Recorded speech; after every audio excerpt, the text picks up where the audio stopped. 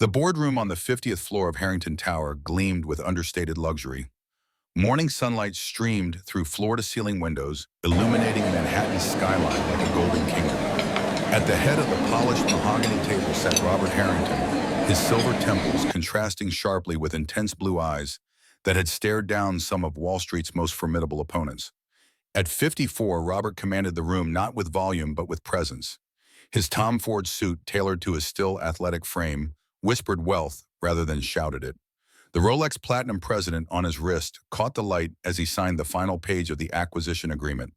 $2 billion changing hands with the stroke of a Mont Blanc pen. "Gentlemen, I believe we have a deal." His voice carried the confidence of a man who had built an empire from the ground up. Harrington Technologies had started in a garage 30 years ago. Now it stood as one of the most valuable tech companies in America. The executives around the table erupted in congratulatory chatter. Robert nodded, his expression revealing nothing of the emptiness that had become his constant companion. Success had long ceased to fill the void. Catherine's death had left. 3 years without her, and the world still felt colorless. His phone vibrated in his pocket. Robert would typically ignore calls during meetings of this magnitude, but something, perhaps the same intuition that had guided his most profitable business decisions, compelled him to glance at the screen. Unknown number. "Excuse me, gentlemen, I need to take this." Robert stepped away from the table, walking toward the panoramic view of the city he owned significant portions of. "Mr. Harrington." His voice was clipped, professional. The female voice on the other end spoke softly, almost hesitantly. "Mr. Harrington, I think you should know about the ring." Robert froze. His free hand instinctively moved to the silver band on his right hand, the one with the intricate ivy pattern that he never removed. The last gift Catherine had given him. "Who is this?" Blood pounded in his ears. "The ivy pattern is unique, Mr. Harrington. My mother had one exactly like it." The world seemed to tilt on its axis. "That's impossible," Robert said, his voice barely audible even to himself. "No one could know about this ring. Catherine took the matching one with her when she died." The line went silent for a moment. "My name is Melissa Bennett. I work at Riverside Diner in Westport, Connecticut. If you want to know more, you know where to find me." The call ended, leaving Robert staring at his reflection in the glass. Behind him, the celebration continued, oblivious to the fact that his carefully constructed world had just begun to crack at its foundation. The private elevator ascended silently to the penthouse apartment, occupying the top 3 floors of the Sovereign on Upper East Side. At $25 million, it was among the most expensive residences in Manhattan, but to Robert, it had never felt like home. It was a showcase, a statement, a tax write-off, but never home. Robert loosened his tie as he stepped into the marble foyer. Museum-quality art adorned the walls, pieces worth millions that he barely noticed anymore. He poured himself 2 fingers of 30-year-old Macallan, the amber liquid catching the light from the floor-to-ceiling windows that offered a sweeping view of Central Park. He moved through the expansive living room toward the mantel, where a single photograph stood in a simple silver frame.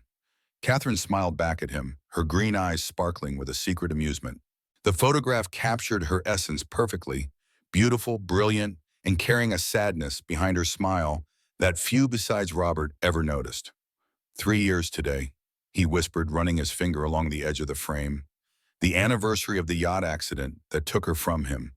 The Coast Guard had called it a tragic mishap, a sudden squall, a rogue wave.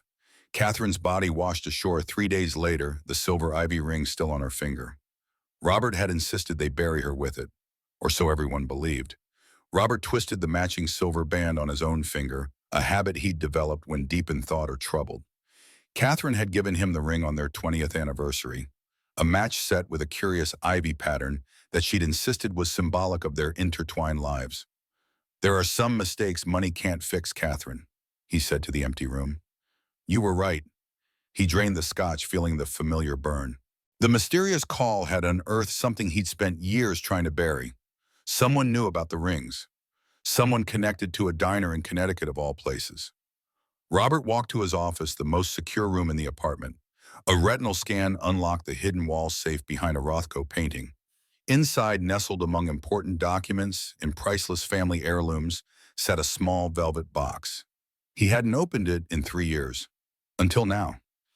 Inside lay an elegant silver ring with the distinctive ivy pattern identical to the one on his finger.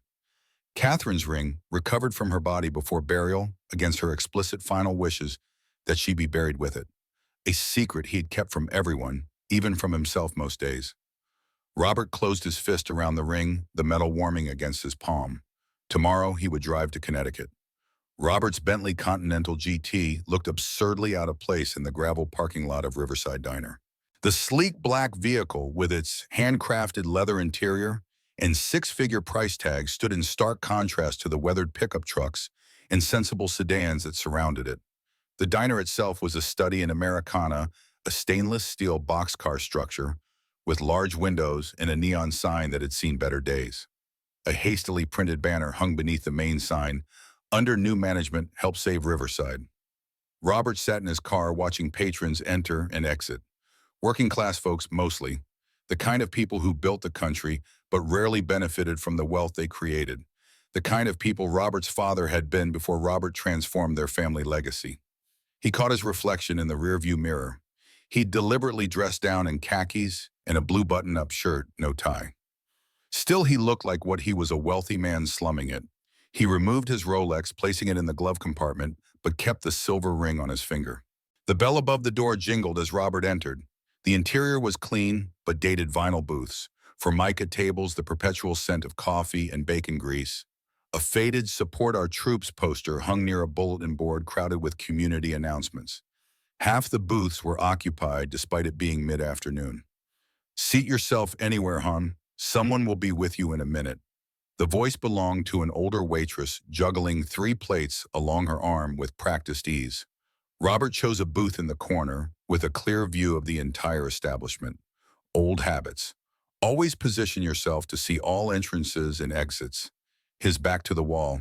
The lessons his first business mentor had taught him that had saved his life more than once in the early dangerous days of building his empire. He studied the laminated menu, though he had no appetite. The coffee mug before him was turned upside down, the standard diner signal that he was ready for service. "Can I get you something to drink?" Robert looked up and felt the air leave his lungs. Standing beside his table was a young woman in her early 30s, wheat blonde hair pulled back in a practical ponytail, intelligent blue eyes that assessed him with a quick once-over. Her name tag read Melissa. Around her neck hung a thin silver chain disappearing beneath her uniform. "Coffee, please." Robert managed his voice steadier than he felt. She flipped his mug and filled it with practiced efficiency. "Know what you want to eat, or do you need a few minutes?" "Just coffee for now." Robert wrapped his hands around the mug, deliberately making his silver ring visible. Melissa's eyes flickered to it for just a moment, but her expression remained professionally neutral. "Let me know if you change your mind." As she walked away, Robert studied her. She moved with purpose, her posture suggesting someone who had carried heavy burdens. There was something in her bearing that reminded him of Catherine, a quiet resilience, an understated intelligence. Robert observed the diner while pretending to sip his coffee. Near the kitchen, an older man with military bearing was talking intently with a woman who appeared to be a supplier. Their expressions suggested the conversation wasn't going well. "That's Frank," said a voice beside him. Melissa had returned. "Owner of this place. Well, trying to stay the owner. Tough times." Oh, Robert found himself genuinely curious. "Big development company wants this land. They've been buying up everything along the river. Frank's the last holdout, but the bank's not being very understanding about the mortgage payments." She refilled his coffee, though he'd barely touched it. "Sorry, not your problem. Can I get you anything else?" Robert shifted, causing light to catch his silver ring. This time, Melissa's reaction was unmistakable. Her entire body tensed, eyes widening slightly as she focused on the ivy pattern etched into the metal. "That ring." Her voice had dropped to barely above a whisper. "My mother had one exactly like it. She never took it off." The moment stretched between them, fragile and electric. Robert carefully set down his coffee mug. "Your mother was Rachel Bennett." Melissa's professional demeanor cracked, showing surprise beneath. "How did you know that?" "I think we have a lot to discuss, Ms. Bennett." Robert gestured to the empty seat across from him. "Perhaps when your shift ends." Her eyes narrowed with sudden suspicion. "My shift ends at 8, but I should warn you, Mr. Harrington, Robert Harrington." Recognition flickered in her eyes. Of course she would know the name. His face had been on the cover of Forbes 3 times. I should warn you, Mr. Harrington, that if you're here about buying this diner, you're wasting your time. Frank won't sell no matter what your development company offers. Robert felt his eyebrows rise. My development company? Harrington Developments has been trying to buy this place for months. Their representative was just here yesterday, making threats barely disguised as offers. Her voice had taken on a protective edge. I see. Robert kept his expression neutral, though his mind was racing. Harrington Developments was indeed a subsidiary of his corporate empire, but he had delegated its operations years ago to Lawrence Crane. This particular acquisition had never crossed his desk. I'm not here about the diner, Ms. Bennett. I'm here about the ring your mother had, and possibly about Catherine. The color drained from Melissa's face. How do you know about Catherine? Before Robert could answer, the bell above the door jingled. A small girl, no more than 5 years old, burst into the diner, followed by an elderly woman who appeared to be struggling to keep up. Mommy! The child ran straight to Melissa, wrapping her arms around her mother's legs. Her blonde curls bounced as she looked up, her face brightening with a smile that transformed her serious little features. Emma, what are you doing here? You're supposed to be at Mrs. Peterson's until 6. Melissa's tone was gently scolding, but her hands smoothed the child's hair with obvious affection. Mrs. Peterson had a dentist appointment. She forgot. The elderly woman who'd followed Emma in approached slightly out of breath. I'm sorry, Melissa. She insisted on coming to see you rather than staying with me. It's fine, Mrs. Grayson. Thank you for bringing her. Melissa turned to Robert with an apologetic look. I need to figure this out. 8 o'clock if you're serious about talking. Robert nodded, watching as Melissa led her daughter to a back room, presumably an office or break room. The child Emma glanced back at him with startling intensity.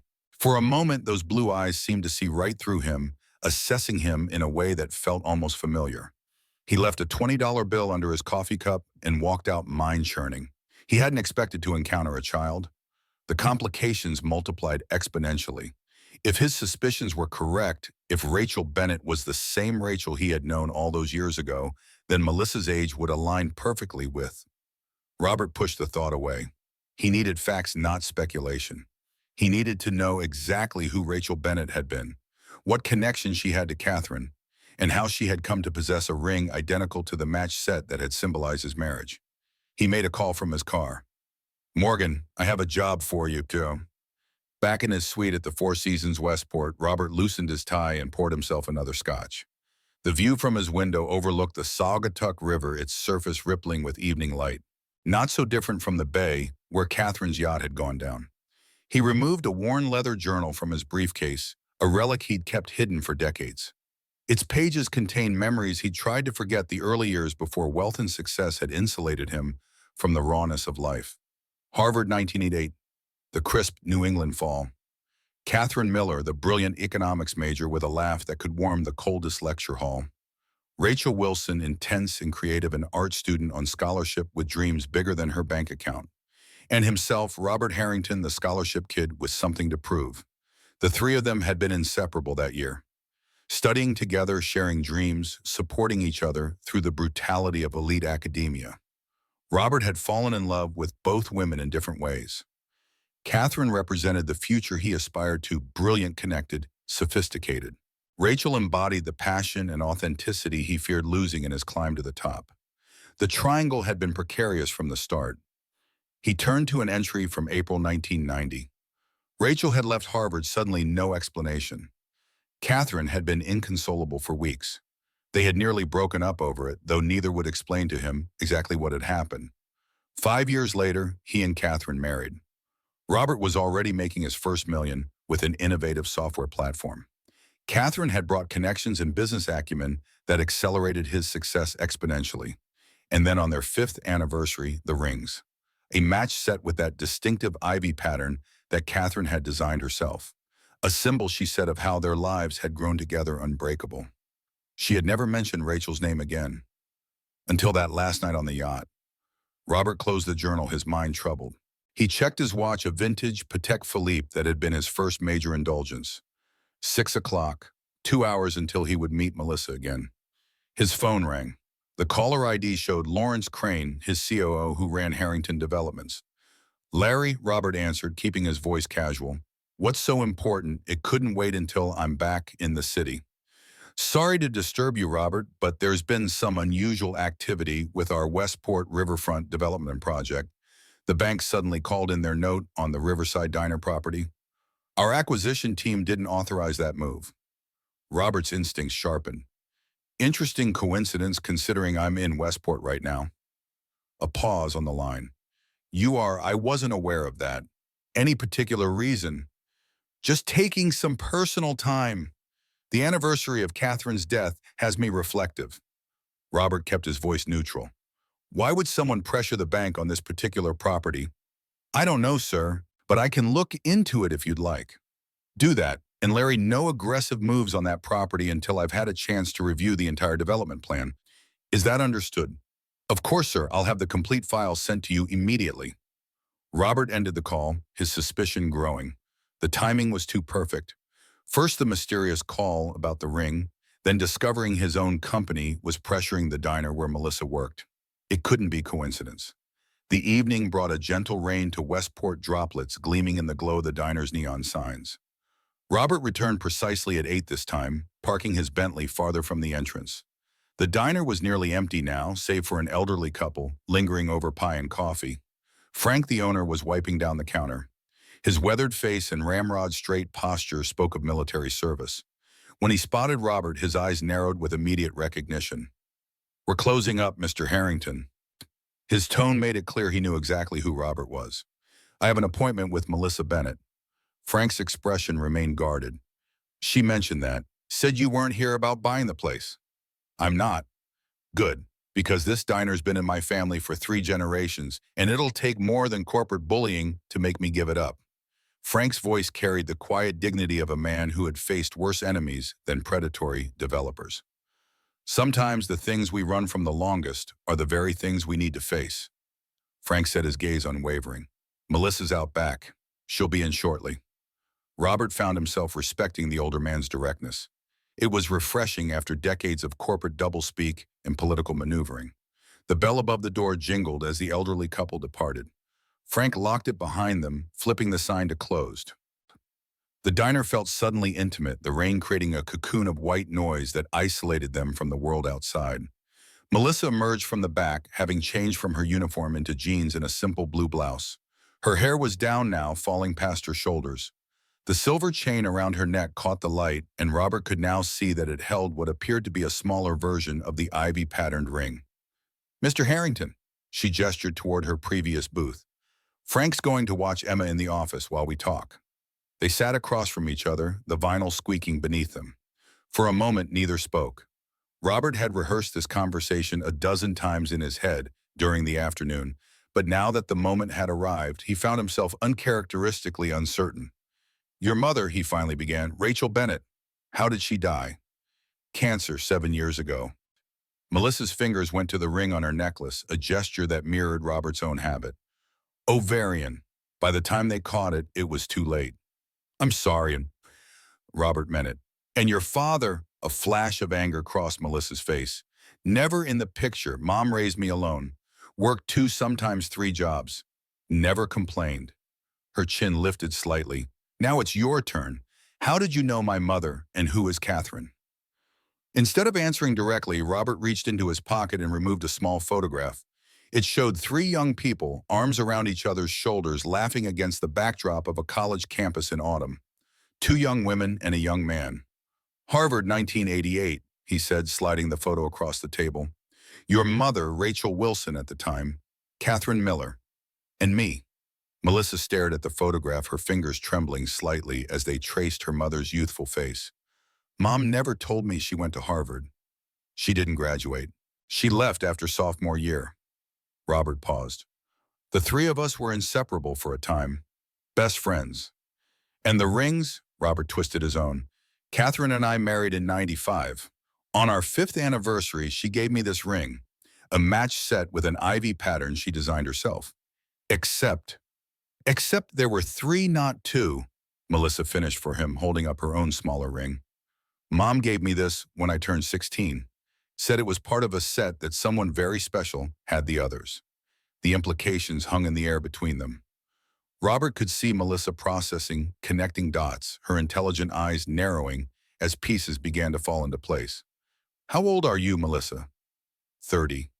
Her voice had gone very quiet. Born in 1990. The timing confirmed what Robert had begun to suspect from the moment he had heard Rachel's name. And your birth certificate, does it list a father? No, Mom always said he wasn't important, that we were better off without him. Melissa's posture had become defensive. Why are you here, Mr. Harrington? After all these years, why now? Robert took a deep breath. Because 3 years ago, my wife Catherine died in what was ruled a boating accident, and I've recently begun to believe it might not have been an accident at all. Melissa's expression shifted from defensive to shocked. What does that have to do with my mother? I don't know yet, but Catherine and Rachel stayed in touch over the years, even after Rachel left Harvard. Catherine would sometimes disappear for a day or two, saying she was visiting an old friend. I never questioned it. Robert's voice grew heavier. The night before she died, Catherine was upset. She'd received a phone call that disturbed her deeply. She wouldn't tell me who it was from. The rain had intensified outside, drumming against the diner's large windows. The rhythmic sound filled the silence that had fallen between them. Mom used to get phone calls that would upset her too, Melissa said finally. She'd talk in whispers, and sometimes I'd hear her crying afterward. A small voice interrupted them. Mommy, Emma stood at the end of the table clutching a well-loved stuffed rabbit. Frank fell asleep in his chair. It's okay, sweetie. We're almost done here. Melissa's entire demeanor softened as she addressed her daughter. Emma turned her attention to Robert, studying him with that same unnerving intensity he'd noticed earlier. Her eyes went to his hand, focusing on the silver ring. You have the ivy ring too, she said, pointing, like the one in my pictures. Robert felt a chill run down his spine. What pictures, Emma? The little girl reached into the pocket of her dress and pulled out a folded piece of paper. She carefully opened it and placed it on the table. It was a drawing remarkably detailed for a child her age of 3, interlocking rings with ivy patterns. I dream about them sometimes. The ivy talks to me. Emma said this matter-of-factly, as if discussing the weather. Grandpa says I'm special because I can see patterns other people miss. Emma has mild autism, Melissa explained quietly. She's extremely gifted with patterns and numbers. Robert stared at the drawing. It wasn't just 3 rings, it was an exact representation of how the 3 rings would lock together, forming a complex pattern that seemed almost like a key. Has she ever seen your mother's ring up close? He asked. No, Mom was already gone when Emma was born. Melissa gathered her daughter, close protective instinct visible in every line of her body. Mr. Harrington, you still haven't explained why you're really here or what you want from us. Before Robert could respond, headlights swept across the diner windows. A black SUV had pulled into the parking lot, its engine idling. Even through the rain-streaked glass, Robert could make out the figure behind the wheel, Lawrence Crane, the executive who ran Harrington Developments. Do you know that vehicle? Robert asked, suddenly alert. Melissa tensed. That's him. The man who keeps pressuring Frank to sell. He comes by every few days, usually with some new incentive or threat. Robert's mind raced. Crane had no reason to be here now, after business hours. Unless he had somehow tracked Robert's movements. Unless there was more at stake than a simple real estate acquisition. Melissa, I need you to trust me right now. Take Emma and go out the back. Go home, lock your doors, and don't answer for anyone. Robert's voice had taken on the commanding tone that had built his empire. I'll deal with Crane. Why should I trust you? I don't even know you. But Melissa was already gathering Emma's things, maternal instinct responding to the urgency in Robert's voice. Because I think we're both in danger. Because Catherine and your mother kept secrets that someone is willing to kill to protect. Robert met her eyes. And because I believe I'm Emma's grandfather. The words hung between them, the truth finally spoken aloud. Melissa's face went through a rapid succession of emotions. Shock, denial, anger, fear. But it was Emma who responded first. I knew it. The little girl clapped her hands. I told you the man with the ivy ring would come find us, Mommy. Outside, the SUV door opened. Crane stepped out into the rain. Go now. Robert moved toward the front of the diner as Melissa hurried Emma toward the back exit. Frank had appeared from the back office, alerted by the commotion. "What's happening?" "Crane's here. Get them out safely," Robert instructed. "I'll handle this." Frank nodded, once military training evident in his immediate understanding of the situation. He followed Melissa and Emma toward the rear of the building. Robert straightened his shoulders and moved to the door. Lawrence Crane was halfway across the parking lot now, rain plastering his expensive suit to his tall, lean frame. His face, visible in flashes of neon light, wore an expression of calculated determination. As Robert unlocked the diner door, he felt the weight of the silver ring on his finger. Whatever game was being played, it had begun long ago with 3 young people and 3 silver rings. And now, 3 decades later, the consequences were finally coming home to roost. Robert stepped outside, letting the door close behind him. Rain immediately soaked through his shirt, but he barely noticed. He blocked Crane's path, using his body to shield the view into the diner. "Larry, what a surprise!" Robert kept his voice casual, but his stance was unmistakably protective. Crane halted, shock registering on his angular features. At 60, he was tall and fit, with silver hair that belied his ruthless business acumen. For 15 years, he had been Robert's right-hand man, the executor of difficult decisions that kept Harrington Technologies at the cutting edge of the industry. "Robert, what are you doing here?" Genuine surprise or well-feigned? Robert couldn't tell. "I could ask you the same question, especially since I explicitly told you to back off this property this afternoon." Crane's expression shifted, recalibrating. "I came to assess the situation personally. This property is crucial for the riverfront development." "At 9 o'clock at night in the rain?" Robert let skepticism color his tone. "Real estate never sleeps." Crane attempted a smile that didn't reach his eyes. "The board is pressing for progress on this project. You've been distracted lately." The implied criticism hung between them like a challenge. 3 years ago, Robert might have fired Crane on the spot for such insubordination. But grief had indeed dulled his appetite for corporate warfare, allowing ambitious lieutenants like Crane to quietly expand their influence. "The board reports to me, Larry, not the other way around." Robert stepped closer, using his slightly broader frame to full advantage. "Now, why are you really here?" Something flickered in Crane's eyes, calculation perhaps, or fear. His gaze dropped momentarily to Robert's hand, to the silver ring gleaming in the rain. "Interesting piece of jewelry," Crane said softly. "Custom made, I presume." The hairs on the back of Robert's neck stood up. How would Crane know or care about his ring unless— "Go home, Larry, and stay away from this diner and everyone connected to it. Consider that a direct order." Crane held his gaze for a long moment, then inclined his head in a gesture that might have been deference but felt like mockery. "As you wish." He turned to leave, then paused. "Oh, and Robert, the board meeting tomorrow morning, they're expecting a full update on your whereabouts and activities, just so you know." The threat was thinly veiled. Robert watched as Crane returned to his SUV and drove away, taillights disappearing into the rainy night. Only when the vehicle was completely out of sight did he turn back to the diner.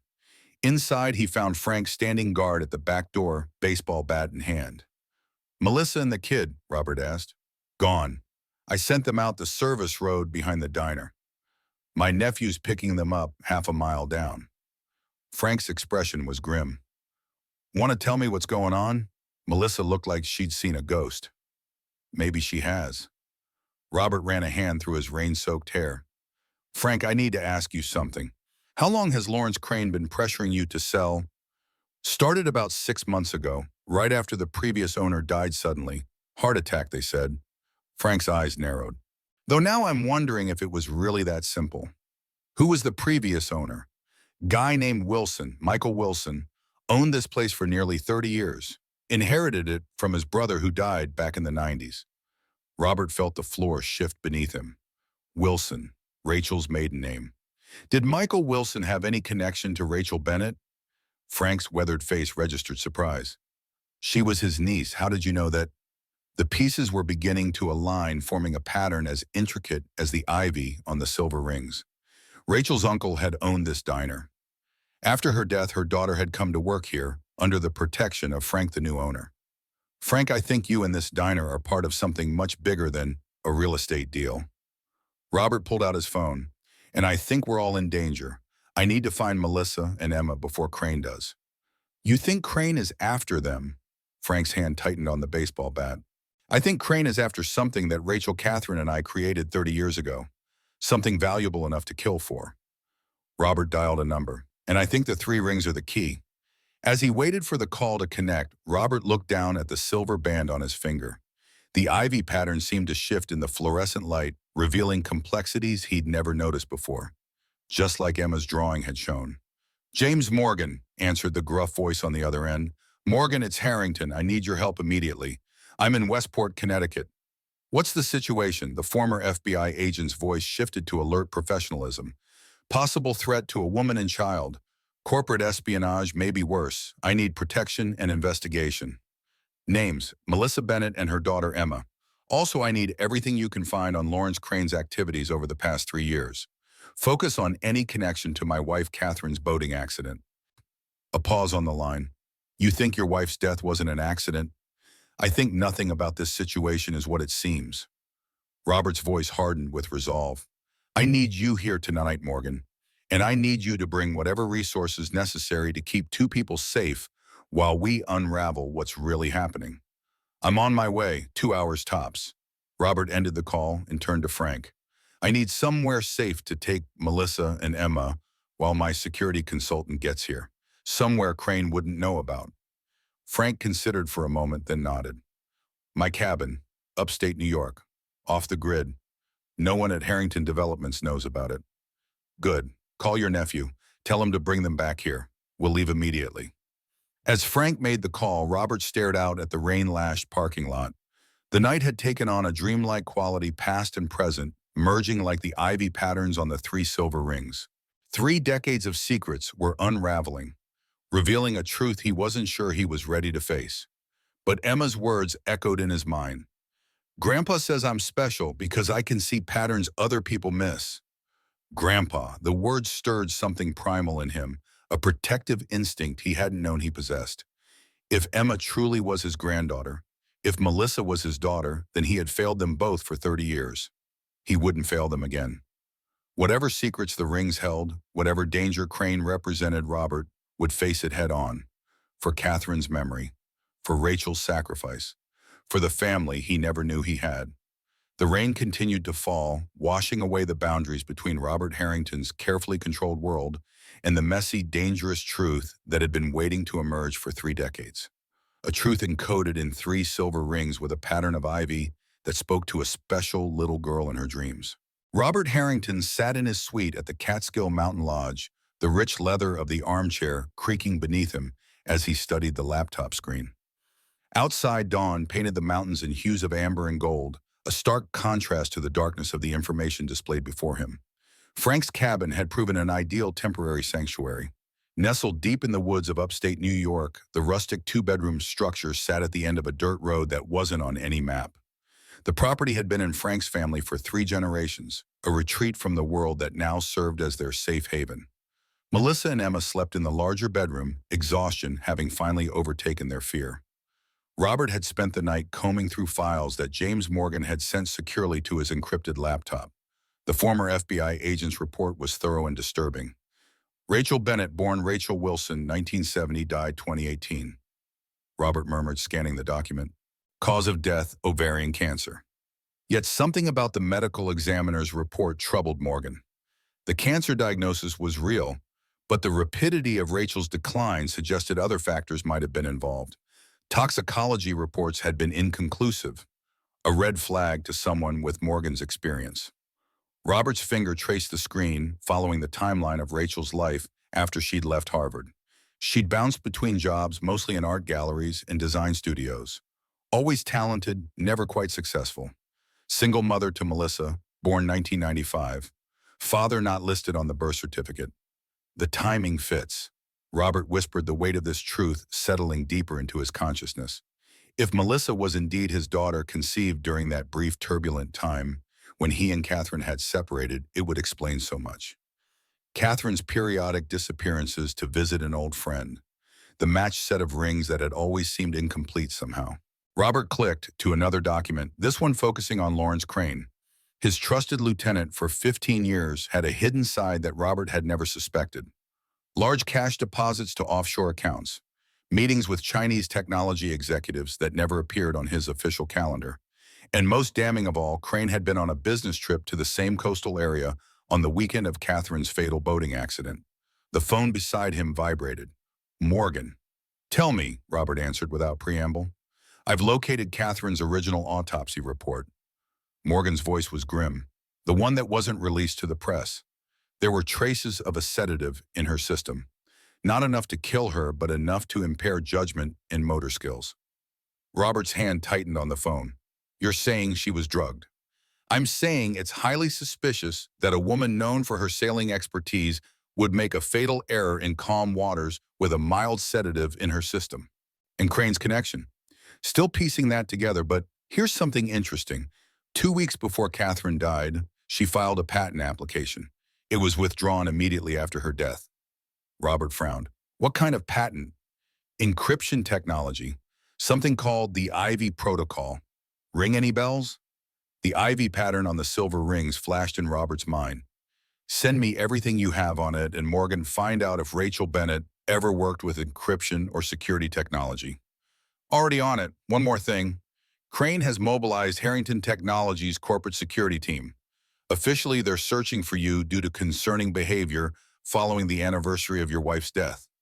He's making a play for control of the company, Robert said, unsurprised, using my absence as leverage with the board. It's more than that. He's hunting for something specific. The security team has orders to secure any personal items, especially jewelry. The rings. Crane was after the rings. Where are you now? Robert asked. 2 hours out from your location. I'm bringing additional security personnel I trust personally. Good, we may need to move quickly. Robert ended the call and stood stretching his stiff muscles. He moved to the cabin's small kitchen, where the aroma of fresh coffee filled the air. Frank was already up, methodically cleaning a hunting rifle at the wooden table. Expecting trouble, Robert asked, pouring himself a cup. Always do. Frank's weathered hands worked with practiced efficiency. Military taught me that. Which branch? Marines, 20 years, retired as Master Sergeant. Frank glanced up. You serve? Robert shook his head. Too busy building my first company. Different kind of battlefield. Frank set the rifle aside. So you're going to tell me what this is really about? Why Crane wants my diner so badly he'd threaten a woman and her child? Robert considered his words carefully. I think it's about what's buried beneath your diner. Frank's eyebrows rose. There's nothing under there except an old storage cellar. Are you sure about that? Robert sipped his coffee. When was the last time you went down there? Years ago. Michael Wilson, the previous owner, kept it locked. Said it was structurally unsound. Frank's eyes narrowed. You think there's something hidden down there? I think Rachel and Catherine hid something valuable there years ago, something worth killing for. A floorboard creaked behind them. Melissa stood in the doorway, Emma clinging to her hand. The little girl's eyes were wide, still heavy with sleep, but her gaze locked immediately on Robert. You found out about the music box, Emma said solemnly. Robert and Frank exchanged glances. What music box, sweetheart? Melissa asked, smoothing her daughter's tangled curls. The one under the floor where the ivy grows. Emma yawned. Grandma Catherine showed me in my dreams. The morning sunlight filtered through the cabin windows, illuminating dust motes dancing in the air.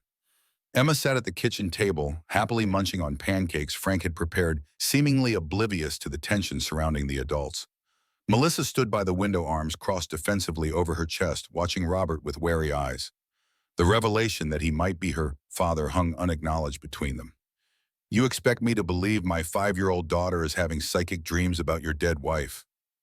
Her voice was low, mindful of Emma's presence. I don't know what to believe anymore, Robert admitted, but I know Catherine and your mother were involved in something important, something worth protecting, and worth killing for. Melissa's blue eyes, so like his own, flashed with anger. If what you're suggesting is true, then my mother died because of whatever this is, and now my daughter is involved. I'm trying to understand this too, Robert said, but we can't ignore the connections. The rings of Emma's drawings, her knowledge of things she couldn't possibly know. Melissa pulled out her phone and opened a web browser. I did some research on you last night, Mr. Harrington.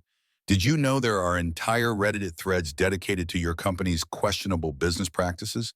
Employees work to exhaustion, competitors crushed through legal loopholes, environmental regulations sidestepped. Robert maintained his composure, though the accusations stung. The technology business is competitive. I've made decisions I'm not proud of. And now, suddenly you care about protecting us? Melissa's voice dripped with skepticism. How convenient that you discover you have a long-lost daughter but just when you need access to whatever my mother and your wife hid. That's not fair, Robert started, but Melissa cut him off. Fair, my mother worked 3 jobs to put food on our table. She went without medication sometimes so I could have school supplies.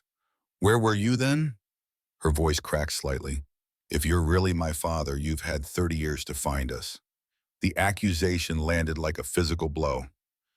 I didn't know, Robert said quietly. Catherine never told me Rachel was pregnant. Convenient excuses from a billionaire. Melissa pulled up another page on her phone. Here's another interesting fact. Harrington Developments bought the land surrounding Riverside Diner 6 months ago, right after my mother died. The same month Lawrence Crane visited her in the hospital. Robert froze. Crane visited your mother? Yes, I thought he was just some insurance representative. He brought flowers, spoke with her privately. Melissa's expression darkened. The next day she took a turn for the worse. The doctors couldn't explain it. The implications were chilling. If Crane had indeed accelerated Rachel's death, if he had somehow been involved in Catherine's accident, then they were dealing with something far more sinister than corporate espionage. Melissa, I understand your distrust. But right now, Crane is hunting for something connected to those rings, something your mother and Catherine created. And he's willing to eliminate anyone who gets in his way. Robert met her gaze steadily. I need you to trust me just long enough to figure out what this is about. Trust is earned, Mr. Harrington. Melissa glanced at Emma, who was now drawing contentedly at the table. But for her sake, I'll cooperate. For now. Emma looked up suddenly, her blue eyes intense. The music box has the butterflies inside, she announced, but you need all 3 keys to open it. Robert and Melissa exchanged glances. What butterflies, sweetheart? Melissa asked. The ones that fly across the ocean, Emma said, as if it were obvious. The ones that change everything. James Morgan arrived at the cabin shortly before noon, accompanied by 2 former military personnel who took up positions outside the property. The veteran investigator looked exhausted but alert, his silver hair rumpled from the long drive. We need to move, he said without preamble, setting a thick folder on the kitchen table. Crane has dispatched teams to Connecticut and is leveraging his connections at the state police to expand the search. What's he telling people? Robert asked. That you've had a mental break following the anniversary of your wife's death, that you've kidnapped a woman and child. Morgan's expression was grim. He's painting you as unstable, dangerous, setting the stage to take control of Harrington Technologies. Robert nodded unsurprised. Classic corporate takeover strategy. Discredit the founder, install new leadership, claim it's for the good of the company. It's more than that. Morgan opened the folder, revealing photographs of what appeared to be a yacht. I've been digging into Catherine's accident. The official report states she was alone on the boat when the storm hit, but I found these. The photographs showed Catherine on her yacht, but she wasn't alone. A tall man in sunglasses stood beside her, his face partially obscured. Crane, Robert said, recognizing the distinctive posture. Yes, these were taken the day she died. He was on the boat with her, Robert, and he was conspicuously absent from the follow-up investigation. Melissa leaned in, studying the photos. Is that my mother's ring? She asked, pointing to Catherine's hand. Robert looked closer. Catherine was indeed wearing her ivy ring, but there appeared to be something else, a small pendant or object attached to it. Can you enhance this? He asked. Morgan nodded to one of his associates, who set up a laptop and began working on the image. As the resolution improved, they could see that Catherine's ring had a small USB drive attached to it by a delicate silver chain. The key, Emma said from behind them, startling the adults. She had approached silently and now pointed at the screen. One of the 3 keys. Robert felt a chill run down his spine. The encryption key, he murmured. Catherine was wearing one of the encryption keys when she died. Morgan handed Robert another document, the patent application for the Ivy protocol. It describes a revolutionary encryption method using three physical keys, each containing part of the algorithm. All three are needed to access the protected data. And Catherine had one on her ring, Melissa said slowly. My mother must have had the second on hers. And the third, Frank asked, speaking for the first time since Morgan arrived. All eyes turned to Robert's silver ring. I don't have a USB drive attached to mine, he said, extending his hand to show them. Emma shook her head. Not on it, in it. Before Robert could respond, Morgan's phone buzzed. He checked it, his expression darkening. Surveillance footage from the diner's security camera, he said, turning the phone so they could see. From last night after we left. The grainy video showed three men in dark clothing entering Riverside Diner through a back window. They moved methodically through the space, eventually focusing on the floor behind the counter. With pry bars, they began removing floorboards. They're looking for the music box, Emma said matter-of-factly. Frank stood abruptly. I'm going back. That diner's been in my family for generations. It's too dangerous, Morgan warned. Crane's men will be watching it. Then we need to get there first, Robert said, his mind racing. If there's something hidden beneath those floorboards, we need to retrieve it before Crane does. And how do you propose we do that? Melissa asked. Walk in the front door while Crane's thugs are tearing up the place. Robert smiled grimly. No, we go in through the cellar. The entrance that's not on any blueprint. Frank looked at him in surprise. How do you know about that? I don't, but Emma does. Robert turned to the little girl. Don't you, Emma? Emma nodded solemnly. The secret door is behind the big maple tree. Grandma Catherine showed me. As Morgan and his team prepared for the return to Westport, Robert sat with Emma at a kitchen table. The little girl was drawing again, her small hands moving with surprising precision as she created an intricate diagram. Can you tell me about the music box, Emma? Robert asked gently. Emma didn't look up from her drawing. It's not really a music box, that's just what they called it. You mean Grandma Catherine and your grandmother Rachel? Emma nodded. And the sad man with the glasses. Robert exchanged glances with Melissa, who sat nearby, listening intently. Do you know his name, sweetheart? Melissa asked. Dr. Chen, Emma continued drawing. He helped make the butterflies. Robert felt his pulse quicken. Dr. Chen. The name was familiar from the early days of Harrington Technologies. Dr. Wei Chen had been a brilliant encryption specialist who had worked briefly for the company before returning to China under mysterious circumstances. He'd reportedly died in a car accident shortly after. Emma, these butterflies, are they real butterflies? Robert asked. Emma looked up, her blue eyes serious. They're code butterflies. They fly through walls and locks. Nothing can stop them. A quantum encryption breakthrough. Robert suddenly understood what Catherine and Rachel had been protecting. Years ahead of its time, a truly unhackable encryption method would be worth billions, potentially disruptive to national security infrastructure worldwide. The Ivy Protocol, Robert murmured. They created it together, Catherine with her mathematical genius, Rachel with her artistic pattern recognition, and Dr. Chen with his quantum computing expertise. But why hide it? Melissa asked. Why not patent it properly? Because some technologies are too dangerous for any single entity to control, Morgan answered, joining them, especially governments. Robert nodded slowly. Catherine always believed certain technologies should belong to everyone or no one. She must have discovered that Crane was planning to sell the protocol exclusively to the highest bidder. And my mother, Melissa's voice was tight with emotion. Where does she fit in this? Rachel was the artist, Robert said, memories flooding back. She had an extraordinary ability to recognize and create patterns, essential for advanced encryption. Emma held up her drawing. It showed three rings arranged in a specific configuration, forming what appeared to be a key shape. Around the edges were mathematical formulas that no 5-year-old should know. The butterflies are sleeping until all three keys wake them up, she said. Then they fly free for everyone. Robert understood now. Catherine and Rachel hadn't been hiding the encryption protocol to keep it secret. They were protecting it until it could be released to the public domain beyond the control of corporations or governments. And Crane had killed them to prevent exactly that. Morgan received another alert on his phone, this one causing him to curse under his breath.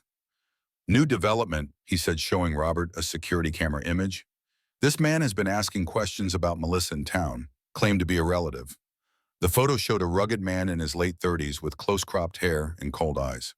He carried himself with the unmistakable bearing of someone with military or law enforcement training. Melissa gasped, "Daniel Harlow." Robert turned to her. "You know him?" "He dated my mother briefly when I was in high school. Bad news. Ex-military with anger issues. Mom broke it off, but he kept showing up for months afterward." Melissa's face had gone pale. "He was obsessed with her." "Crane must have recruited him," Morgan said. "His type is easy to find if you know where to look. Still desperate, willing to do anything for the right price." "He's dangerous," Melissa said, her arms instinctively going around Emma. "He used to talk about his special ops days, the things he'd done. Mom was terrified of him." Robert felt a protective rage building inside him. "Morgan, can your team handle him?" "We can try, but it complicates things. Harlow is likely just a hired gun, but he has skills that make him unpredictable." Emma tugged at Melissa's sleeve. "The angry man is looking for the butterfly box too, but he doesn't know about the secret door." Robert made a decision. "We move now, tonight, before Crane brings in more resources." He turned to Melissa. "I understand if you want to stay here with Emma where it's safer." Melissa straightened, a determination in her eyes that reminded Robert painfully of Rachel. "My mother died protecting this thing. I need to see it through." "And Emma?" "I need to go too," Emma said with surprising firmness. "I know where the door is. I know how the keys work." Frank cleared his throat. "I'll keep the little ones safe. Military training comes in handy sometimes." Robert nodded gratefully. "Morgan, how soon can we be ready?" 30 minutes. But Robert, you should know something else." The former FBI agent looked troubled. "The board of Harrington Technologies has called an emergency meeting for tomorrow morning. The agenda includes a vote on your removal as CEO." "Let them try," Robert said grimly. "By tomorrow, we'll either have the evidence we need to expose Crane, or none of this will matter anyway." Darkness had fallen by the time they approached Riverside Diner. Morgan's team had scouted the area, confirming that Crane's men were still inside, methodically tearing up floorboards in search of the hidden encryption key. The group moved silently through the woods behind the diner, guided by Emma's surprisingly confident directions. The little girl walked hand in hand with Frank, occasionally stopping to orient herself as if following an invisible map. "There," she whispered, pointing to a massive maple tree that stood perhaps 30 feet from the diner's back wall. "The door is underneath." Frank examined the area around the tree's base, finding nothing but dirt and roots. "You sure about this, kiddo?" Emma nodded emphatically and knelt down, brushing away fallen leaves to reveal what appeared to be an ordinary tree root. But when she pressed a particular spot, a subtle click sounded, and a section of ground beside the tree shifted slightly. "Hidden entrance to the storm cellar," Frank murmured appreciatively. "Clever." With Morgan's help, they carefully lifted the camouflage trapdoor, revealing a set of stone steps descending into darkness. The air that wafted up was cool and damp, smelling of earth and age. "I'll go first," Morgan said, drawing his weapon and switching on a small tactical flashlight. The narrow tunnel extended perhaps 20 yards, gradually sloping downward before opening into a larger space beneath the diner. Ancient brick walls supported the structure above, with thick wooden beams spanning the ceiling. The flashlight beam revealed crates of supplies, old restaurant equipment, and decades of accumulated storage. "Over there," Emma whispered, pointing to the far corner, under the wooden floor. Robert followed her gaze, noticing a section of flooring that appeared newer than the rest.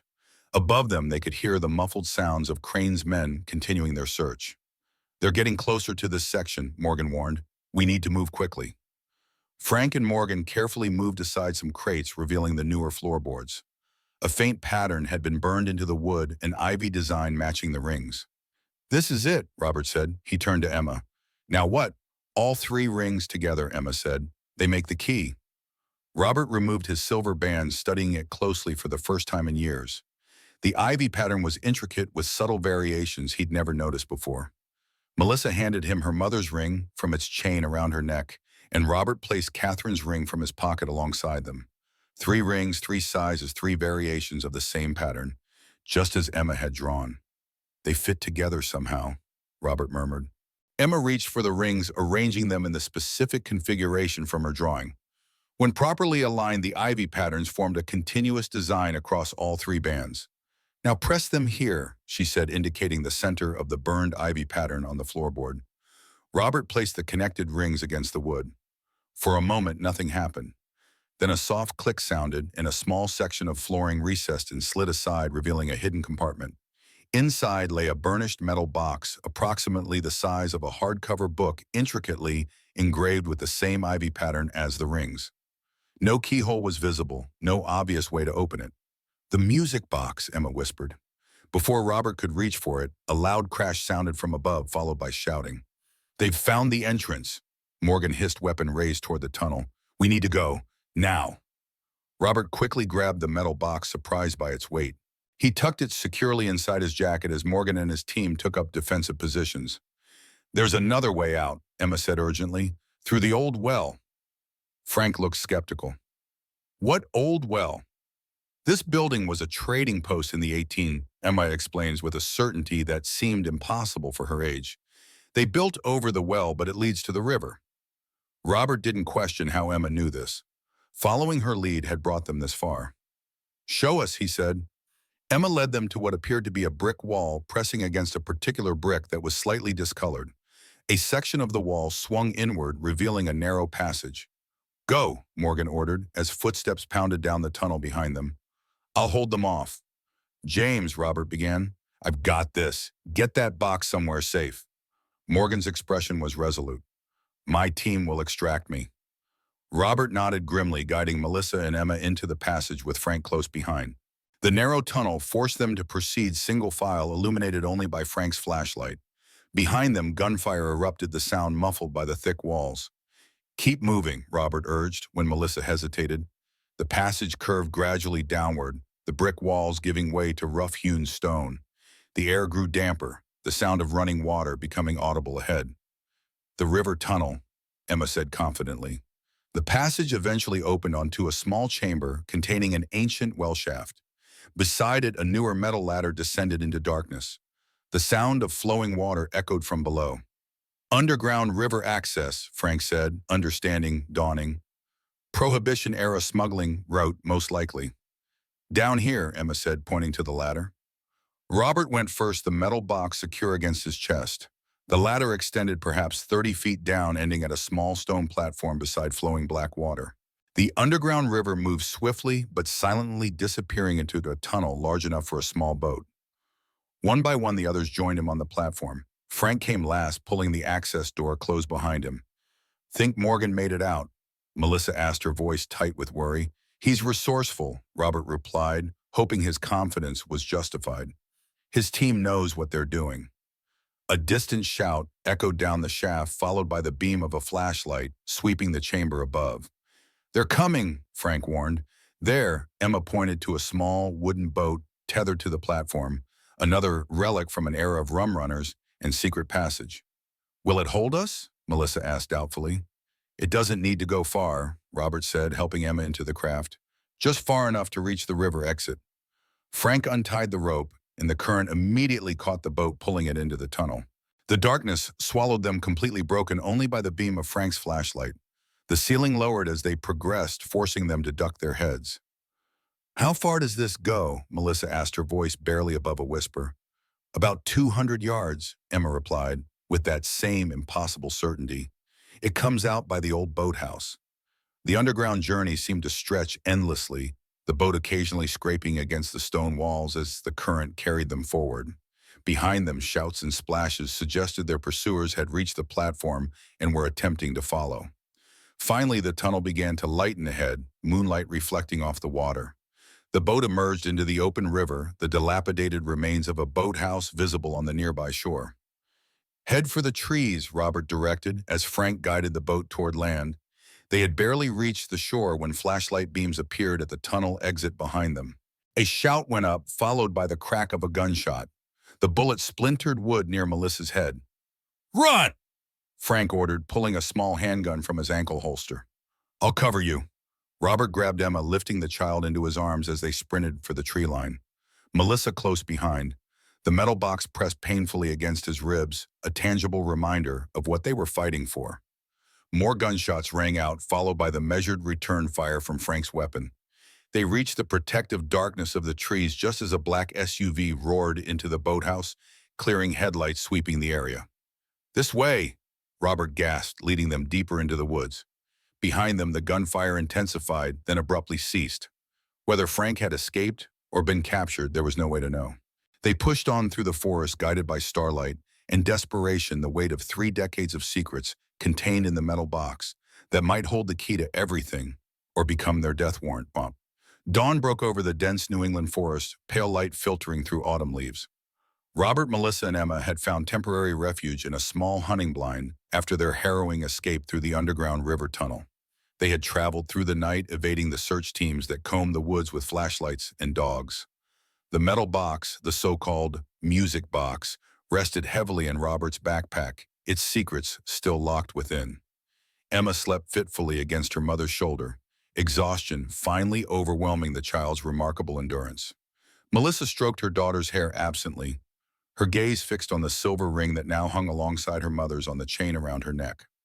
Robert had insisted she take Catherine's ring for safekeeping. "3 keys," she murmured, touching the rings. "One for each of us." Robert nodded, wincing as he dabbed at the dried blood on his temple, where a branch had struck him during their escape. His once expensive clothes were torn and mud-stained, a stark contrast to the corporate titan who had signed a $2 billion deal just days ago.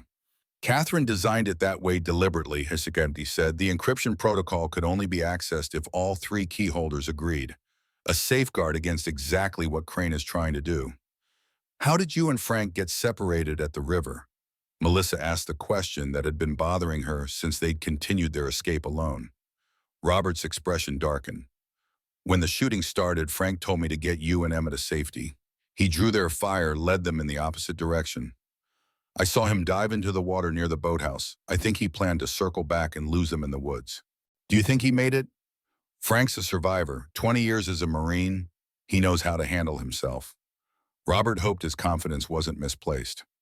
Melissa studied him, this man who claimed to be her father, who had upended her life in less than 48 hours. Part of her still resisted the idea, but the evidence was becoming difficult to ignore: the timing of her birth, her mother's secrecy about her father, the rings, even her own reflection with those unmistakable Harrington blue eyes. "If what you're saying is true, if this encryption technology is so revolutionary, why didn't my mother or Catherine ever mention it to me?" she asked. "To protect you," Robert said simply. "The fewer people who knew about it, the safer everyone would be." "Fat lot of good that did them," Melissa said bitterly. "They're both dead." Robert flinched at her words but didn't argue. "You're right. Their secrecy didn't save them. But it might have been meant to save you and Emma." "What do you mean?" "Think about it. Catherine died 3 years ago. If Crane was behind it, why didn't he go after Rachel immediately? Why wait years before accelerating her cancer?" Melissa considered this. "Because they didn't have all the pieces yet." "Exactly. Something changed. Something made finding the protocol suddenly urgent." Robert's voice dropped. "I think it was Emma." Melissa instinctively tightened her arms around her sleeping daughter. "Emma, what does she have to do with this? Her abilities, the way she knows things she couldn't possibly know." Robert hesitated. "Melissa, when did Emma first start talking about Catherine in her dreams?" Melissa's breath caught. "About 7 months ago, just before Mom died." "And Rachel knew about it?" "Yes, Mom was disturbed by it at first. Then she seemed to accept it, even encourage it." Melissa's brow furrowed. "She started taking Emma to the diner more often after that. I thought it was just to give me a break, but—" "She was preparing Emma," Robert said softly. "Teaching her about the secret entrance, the patterns, everything she would need to know." "But how could Emma know things about Catherine, about the music box? She never met either of them." Robert shook his head. "I don't know yet, but Catherine was deeply interested in quantum physics. She had theories about consciousness and quantum entanglement that most physicists dismissed as fringe science. What if she was right? What if there's a connection through the quantum material in these rings that somehow Emma is sensitive to?" As if hearing her name, Emma stirred and opened her eyes. Those remarkable blue eyes, so like Robert's own, focused with uncanny clarity for a child just waking. "The angry men are coming," she announced calmly. "We need to open the box now." Robert and Melissa exchanged alarmed glances. "How do you know that, sweetie?" Melissa asked. "I can hear their radios." Emma sat up, fully awake now.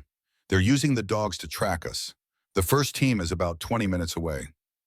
Robert moved to the blind small window, peering out at the forest. Nothing visible yet, but Emma's warnings had proven accurate too many times to dismiss. He wondered briefly how Morgan would find them if Crane's men were having such difficulty, but pushed the thought aside for now. They needed to focus on the immediate problem. "We need to move," he said, gathering their meager supplies. "But first, Emma's right. We need to open the box." Melissa pulled the chain from her neck, removing the 2 rings. Robert added his own, and together they examined the burnished metal container with its intricate ivy pattern. "There's no keyhole," Melissa observed, running her fingers along the seams. "Not a conventional one." Robert turned to Emma. "How do the rings open it, sweetheart?" Emma took the 3 rings, arranging them in the specific configuration she'd drawn earlier. The ivy patterns aligned, forming a continuous design. "Like this," she said, placing the connected rings against a circular depression in the box's lid that Melissa hadn't noticed before. For a moment, nothing happened. Then a soft click sounded, and the lid released, opening to reveal a velvet-lined interior. Nestled within was a small device about the size of a smartphone, its casing made of the same burnished metal as the box, engraved with the now familiar ivy pattern. "The quantum butterfly," Emma said reverently. Robert carefully lifted the device. There was a small display screen, currently dark, and what appeared to be a fingerprint sensor. "All 3, Emma instructed, "together." Understanding, Robert placed his thumb on the sensor. Melissa added hers, overlapping slightly, and then guided Emma's smaller thumb to join them. The display flickered to life, showing the image of a butterfly with wings that seemed to shift and change as they watched mathematical formulas flowing across them like liquid. "It's beautiful," Melissa whispered, "and worth billions to the right buyer," came a cold voice from the entrance of the blind. They turned to find Lawrence Crane standing in the doorway, a pistol aimed steadily at Robert's chest. His expensive suit was torn and muddied, his usual immaculate appearance compromised by the night spent hunting them through the woods. Behind him, Daniel Harlow's brutal face appeared, his eyes fixing on Melissa with unsettling intensity. A gash above his eye from Melissa's lantern strike had been hastily bandaged. "Hello, Melissa," Daniel said, his voice carrying a familiarity that made her skin crawl. "Rachel always said you were smart. Seems she was right." Robert shifted subtly, positioning himself between the gunman and Melissa and Emma. The quantum device remained in his hand, its display still showing the mesmerizing butterfly pattern. "It's over, Larry," he said calmly. "Whatever you're planning, it won't work." Crane's thin lips curved in a smile that didn't reach his eyes. "On the contrary, Robert, everything is proceeding exactly as planned." He gestured with the gun. "The device, please." "You killed Catherine," Robert said, making no move to comply. "And Rachel, for what money?" "For vision," Crane corrected. "Catherine and Rachel were idealists. They couldn't see the true potential of what they'd created." "An unbreakable encryption protocol," Robert said, "one that would render current cybersecurity obsolete. Worth billions to governments, corporations, anyone with secrets to keep." Crane stepped further into the blind, his expensive suit incongruous in the rustic setting. "But they wanted to give it away, make it open source. Can you imagine the waste?" "That was the point," Melissa interjected, her voice stronger than she felt. "Mom and Catherine believed encryption should belong to everyone or no one." Crane's cold gaze shifted to her. Naive idealism, the same weakness that got them both killed. Robert's hands tightened around the device.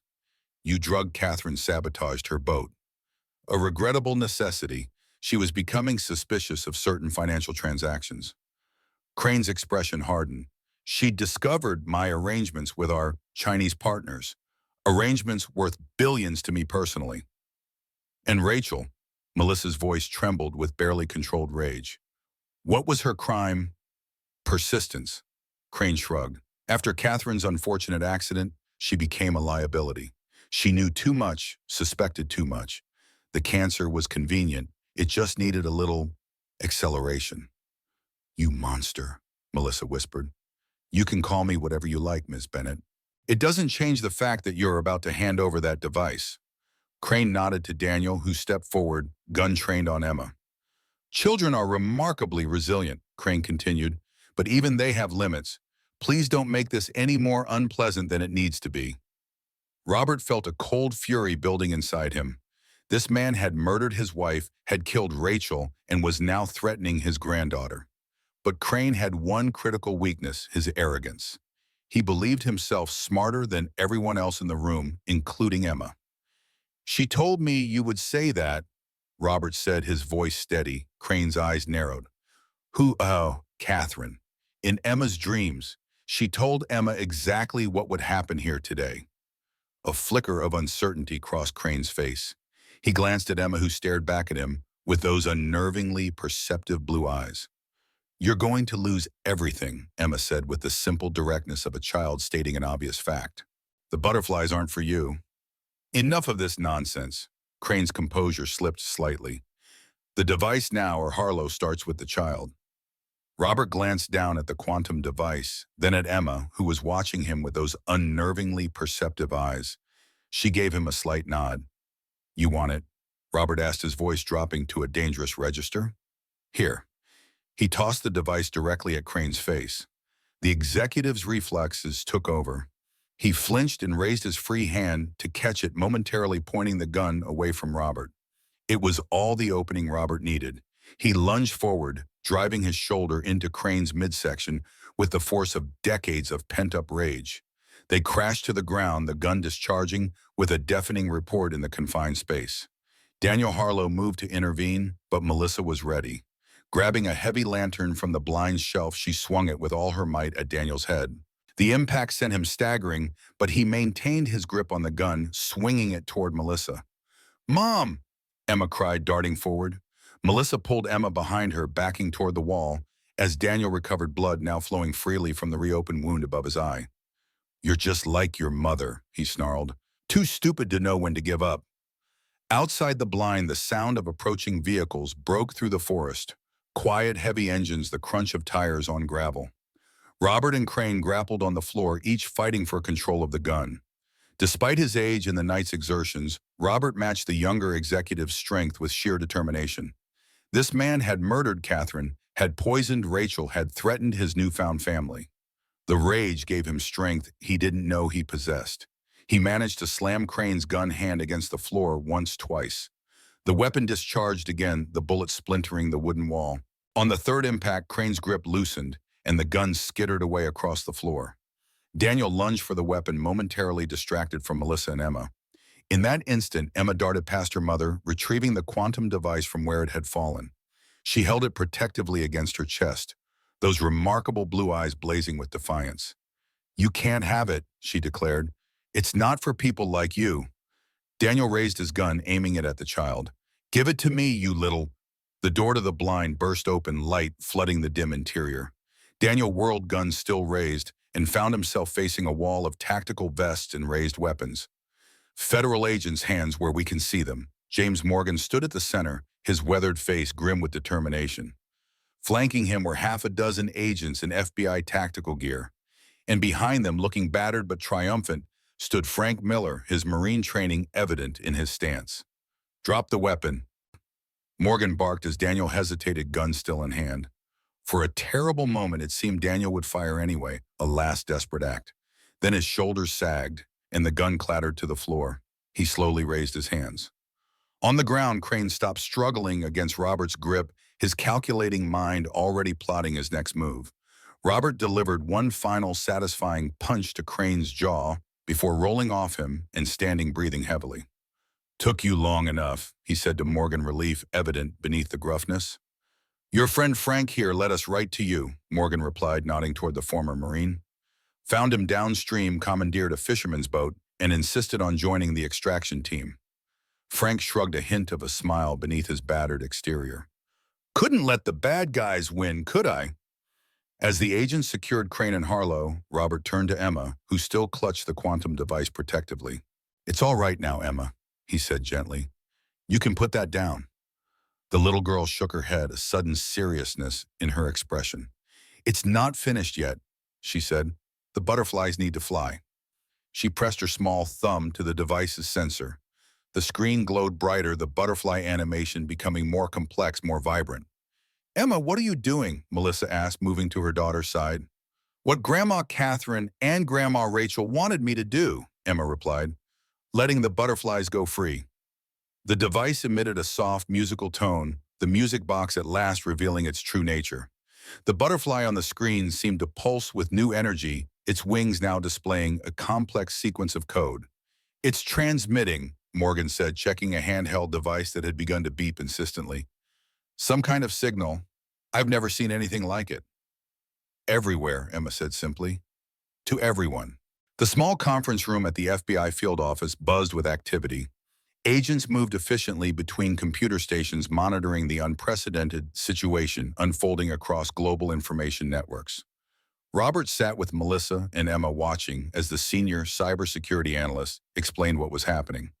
"It's unlike anything we've ever seen," the analyst said, her eyes wide with professional excitement.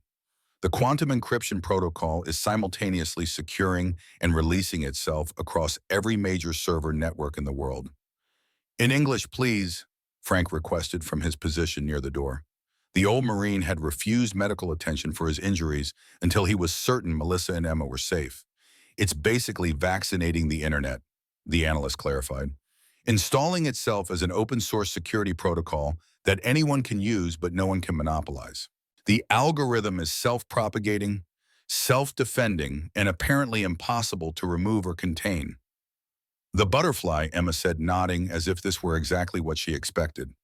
Robert studied the screens showing the protocols spread across global networks. Financial systems, government databases, social media platforms, all were being touched by the quantum butterfly. Catherine and Rachel planned this from the beginning, he realized. The device was never meant to be kept secret. It was designed to release the protocol to everyone simultaneously. "But why wait?" Melissa asked. "Why hide it for years?"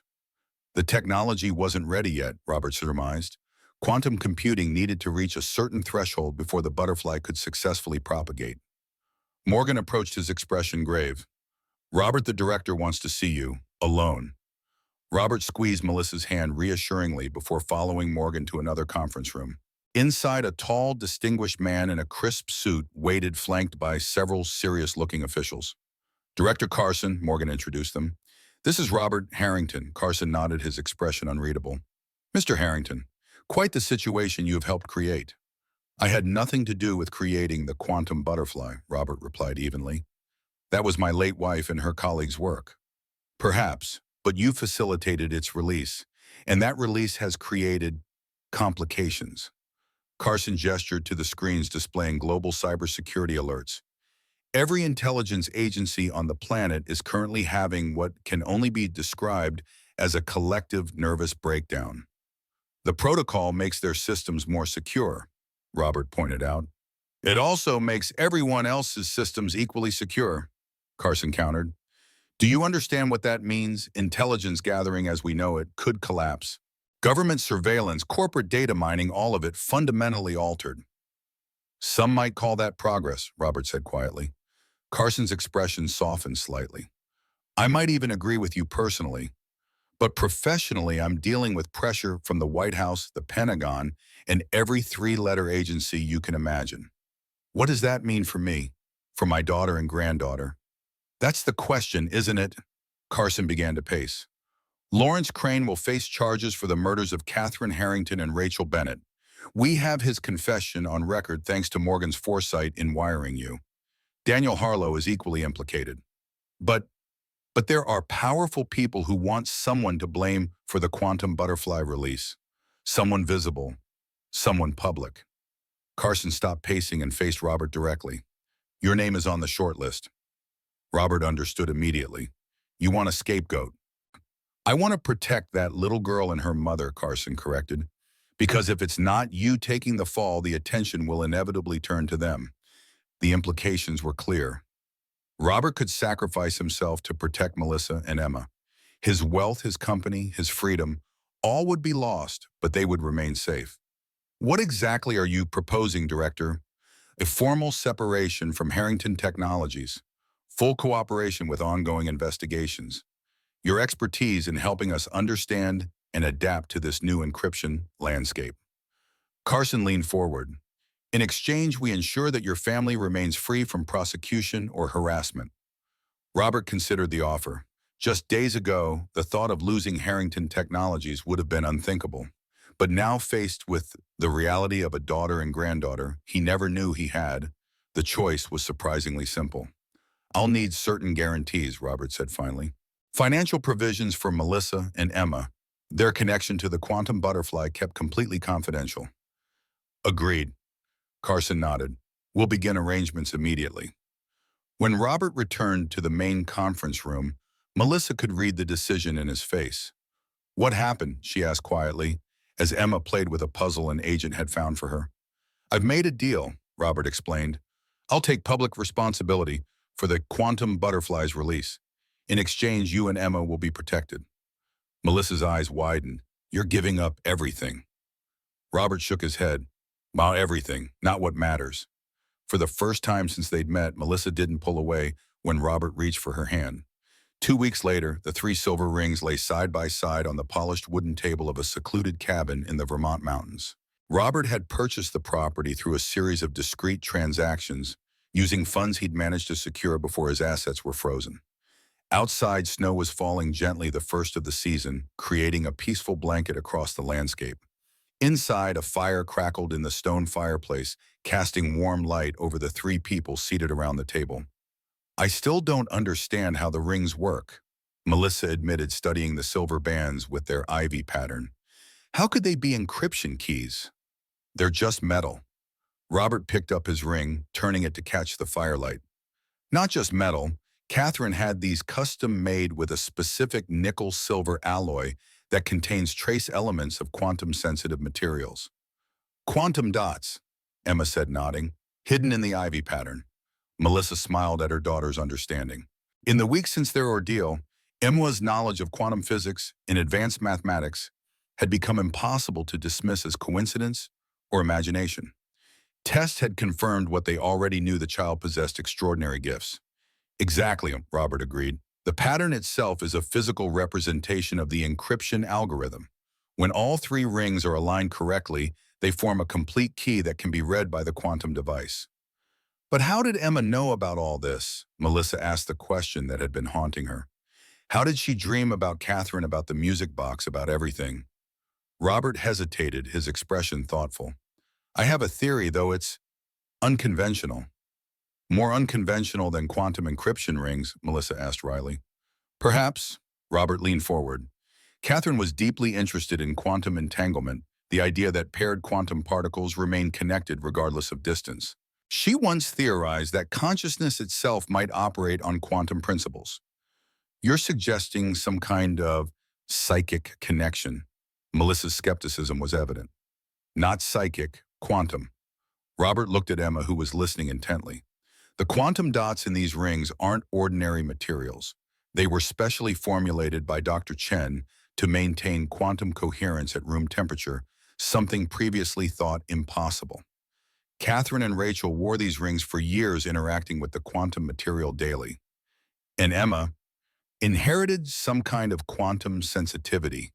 Melissa finished, trying to process the implications.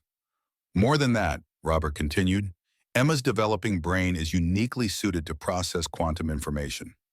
Catherine's research suggested that children, particularly those with certain neurological differences, like Emma's mild autism, might have enhanced abilities to perceive quantum effects that adult brains have learned to filter out. Emma nodded as if this made perfect sense. That's how Grandma Catherine talks to me, through the quantum butterflies. Melissa struggled to reconcile the scientific explanation with the seemingly magical abilities her daughter displayed. So you're saying the rings created some kind of quantum channel that Emma can access? I'm saying Catherine and Rachel may have discovered something even more revolutionary than an encryption protocol, Robert said gently. They may have found evidence that consciousness itself has quantum properties that can transcend ordinary boundaries of space and time. Melissa exchanged glances with Robert, both adults still struggling to fully comprehend Emma's connection to a woman she had never physically met. Whatever the explanation, Robert said gently, Emma's abilities helped us reveal the truth and fulfill Catherine and Rachel's vision. The quantum butterfly protocol is now protecting privacy and information security for billions of people worldwide. At the cost of your company and fortune, Melissa pointed out. Robert shrugged. Harrington Technologies will survive under new leadership, and I managed to secure enough resources to ensure we'll live comfortably. He glanced around the well-appointed cabin. Not quite a Manhattan penthouse, but there are compensations. The main compensation sat across from him, his daughter and granddaughter family. He never knew he had until Catherine and Rachel's final gift had brought them together. There's something else I've been wondering, Melissa said, her fingers brushing the rings. If these were so important, why did Mom give me one of them when I was 16? Wasn't that risky? She must have trusted you implicitly, Robert said, and perhaps she wanted to ensure the rings were separated as a precaution. Or she knew what would happen, Emma suggested. She knew you would need it someday to find each other. The simplicity of the child's observations silenced both adults. After a moment, Robert cleared his throat, emotion making his voice rougher than usual. I've been meaning to show you something, he said, reaching into his pocket. He withdrew a folded document and handed it to Melissa. She opened it, her eyes widening as she read. This is a DNA test, confirming what we already suspected. I am your biological father. Robert's expression was solemn. I know it doesn't change the past, the years I wasn't there for you, but I hoped it might help us build a future. Melissa stared at the document, emotions warring on her face. All those years struggling, working multiple jobs, watching Mom sacrifice everything for me. You were off building an empire. I didn't know, Robert said softly. If I had, would it really have made a difference? Melissa asked, her voice tight with years of accumulated pain. A brilliant CEO with his brilliant wife. Would you really have welcomed Rachel's child into your perfect life? The question hung heavily between them, honest and brutal. Robert considered it, carefully refusing to offer platitudes. The man I was then, I don't know, he admitted finally. I was ambitious-driven. Catherine and I were building something revolutionary. A child wasn't part of the plan. He met Melissa's gaze directly. But I'd like to think that knowing about you would have changed me sooner rather than later. Melissa absorbed his words, appreciating the honesty, if not entirely comforted by it. And now, she asked, what happens now? That depends on you, Robert said. I've lost my company, my reputation, most of my fortune. But I've gained perspective, and maybe if you're willing a chance to know my daughter and granddaughter. Emma, who had been listening silently, reached out and took one of Robert's hands and one of Melissa's, joining them together on the table. The rings were broken apart, she said wisely, but they came back together when they needed to, like us. The months that followed were not easy. The legal fallout from the Quantum Butterfly's release kept Robert occupied with government hearings and interviews. The media painted him as either a cybersecurity terrorist or a digital freedom fighter, depending on their political leanings. Harrington Technologies' stock initially plummeted, though it gradually stabilized under new leadership. Through it all, Melissa and Emma remained sheltered at the Vermont cabin, their connection to the events kept confidential as promised. But proximity did not automatically translate to family bonds. He's trying, Mom, Emma observed one evening as they watched Robert chopping wood outside a task he'd never done before in his life of luxury. I know, Melissa sighed. It's just complicated. Because you're still angry. Melissa smiled ruefully at her daughter's perception. Yes, partly, but also because we're strangers trying to be family. It doesn't happen overnight. Their breakthrough came unexpectedly 3 months after moving to Vermont. Robert received a call from Morgan Crane had escaped federal custody during a transfer, reportedly with help from his Chinese connections. The threat level was assessed as minimal given Crane's exposure and the international manhunt, but Robert wasn't taking chances. We should move, he told Melissa, somewhere less isolated with better security. To his surprise, she refused. This is our home now. Emma's settled in school, making friends for the first time. I won't uproot her again.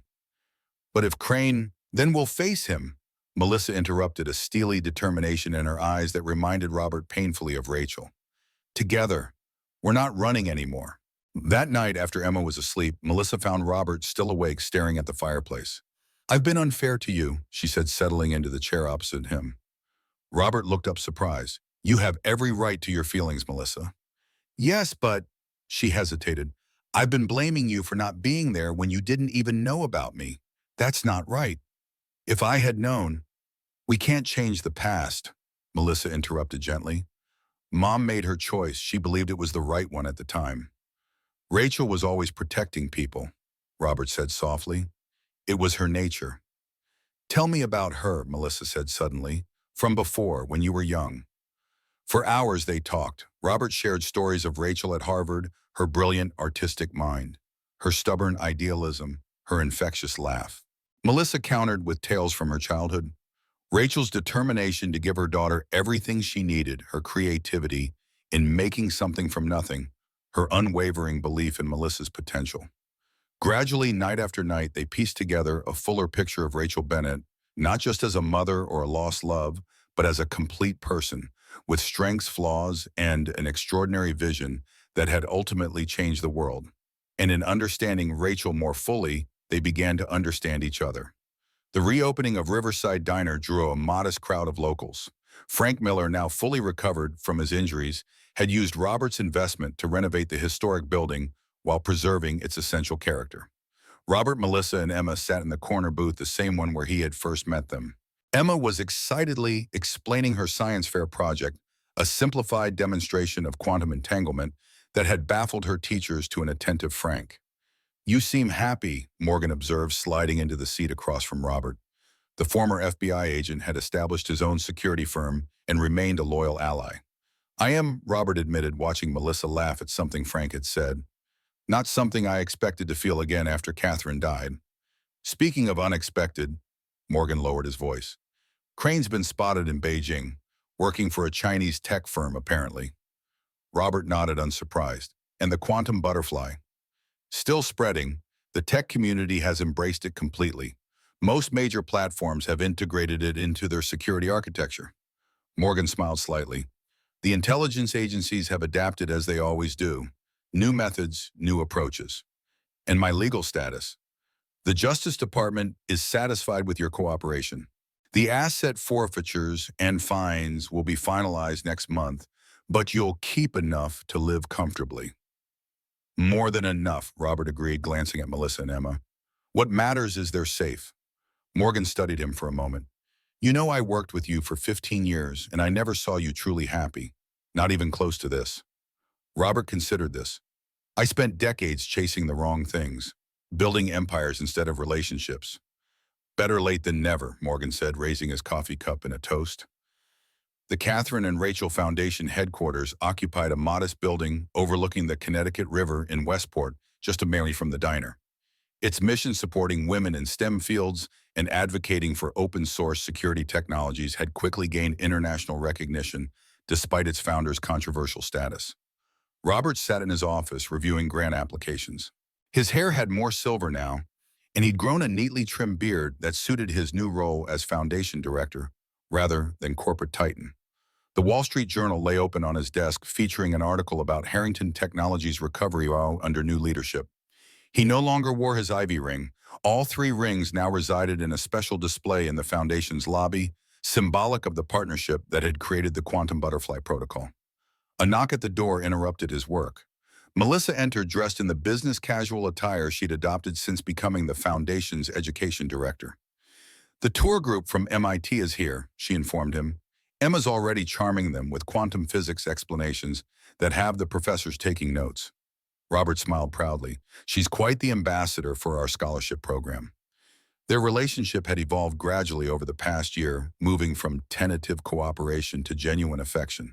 Melissa still called him Robert rather than Dad, but the way she said it had softened, carrying undertones of familial warmth rather than formal distance. Frank called. She continued, taking a seat across from him. The diner's summer festival fundraiser exceeded expectations. They'll be able to complete the community center renovation ahead of schedule. Excellent news. Riverside Diner had become a hub for the Foundation's community outreach programs, with Frank serving as local coordinator. The former Marine had found a new purpose, supporting educational initiatives for disadvantaged youth. Also, James Morgan sent over the latest security assessment. Melissa handed him a sealed envelope. He says we're clear of surveillance for the first time since the butterfly release. Robert opened the envelope, scanning the former FBI agent's meticulous report. Morgan had established his own security firm and remained a loyal ally, helping navigate the complex aftermath of the quantum butterfly's release. The international arrest warrants for Crane have been issued, Robert noted with satisfaction. Interpol finally has enough evidence linking him to Chinese intelligence operations. Crane had escaped federal custody 6 months earlier during a prisoner transfer, a sophisticated operation that suggested high-level assistance. He had reportedly fled to China, but his former connections there had apparently abandoned him once his usefulness ended. Recent intelligence suggested he was trying to sell what little he knew about the quantum butterfly to smaller players with diminishing returns. Daniel Harlow wasn't so lucky, Melissa observed. 20 years without parole for his role in Mom's death. Justice had come slowly but decisively for those responsible. The evidence Morgan had accumulated, combined with Crane's recorded confession, had been damning. "Are you ready for tomorrow?" Robert asked, changing the subject to something brighter. Melissa smiled, a genuine expression that transformed her features. "Emma's been packed for days. She's convinced the butterflies at the Costa Rican research station are somehow related to her quantum ones." The planned trip, their first real family vacation, represented more than just a break from work. It symbolized their transition from reluctant allies thrown together by crisis to a family choosing to build memories together. "She might be right," Robert said thoughtfully. Catherine always believed patterns in nature reflected deeper mathematical truths. "Speaking of patterns," Melissa hesitated, then continued, "Emma's been drawing something new, something about the next generation of the protocol." Robert raised an eyebrow. "The quantum butterfly 2.0. Something like that. She says Catherine is still helping her understand it." Melissa shrugged, having come to accept her daughter's inexplicable connection to her grandmother. "Whatever it is she says, it will help protect people's thoughts, not just their data." "Neural encryption," Robert murmured, intrigued. Catherine was theorizing about it years ago, but the technology didn't exist yet. "Well, according to Emma, it will soon." Melissa stood, checking her watch. "We should join the tour group. The MIT quantum computing professor specifically asked to meet you." Robert rose, smoothing his tie, a far cry from the bespoke suits of his CEO days, but comfortable in its simplicity, like his new life. "Melissa," he said suddenly as she reached for the door, "I never properly thanked you." She turned, puzzled. "For what?" "For giving me a second chance. For letting me be part of your lives." Melissa's expression softened. "Mom always said people deserve the opportunity to become their better selves." She smiled slightly. "I think she'd be proud of all of us." As they walked through the foundation offices, staff members greeted them warmly. Many were former Harrington Technologies employees who had chosen to follow Robert into his new venture, believing in his transformed mission. They passed the display case housing the 3 silver rings, their ivy patterns catching the light. Beside them stood a photograph of Catherine and Rachel Young, and smiling arms around each other at Harvard, their future brilliance already evident in their eyes. Robert paused briefly, acknowledging silently all that had been lost and all that had been gained. Catherine and Rachel had created something revolutionary, not just in their quantum encryption protocol, but in the legacy they'd left behind, a legacy now carried forward by their descendants. Outside the conference room, Emma was holding court with the visiting academics, her blonde curls bouncing as she enthusiastically explained concepts that children her age shouldn't comprehend. When she spotted Robert and Melissa, her face lit up with a smile that made the painful journey worthwhile. "Grandpa, Mom, I was just telling Professor Chen about the butterfly effect in quantum encryption." Robert froze momentarily at the name. Professor Chen, a middle-aged woman, stepped forward, extending her hand. "Lisa Chen, Quantum Computing Department." Her eyes twinkled with intelligence. "Emma tells me you knew my father, Wei Chen." Robert exchanged glances with Melissa, both recognizing the significance of this connection. "Yes," Robert said, shaking her hand firmly. "Your father was a brilliant man who helped create something extraordinary." "So I'm learning," Dr. Chen replied. "Emma has some remarkable insights into his work." As the group moved into the conference room, Robert felt Melissa's hand slip into his, a simple gesture that would have seemed impossible a year ago. He squeezed it gently, a silent acknowledgement of how far they had come. Whatever challenges lay ahead, whatever new butterflies might emerge from Emma's extraordinary mind, they would face them together, a family forged not just by blood and DNA, but by a shared commitment to the vision that Catherine and Rachel had entrusted to them. Outside, autumn leaves swirled in patterns that might, to the right observer, resemble the wings of countless butterflies, carrying their transformative influence, across a world forever changed by the power of three silver rings and the love, sacrifice, and vision they represented.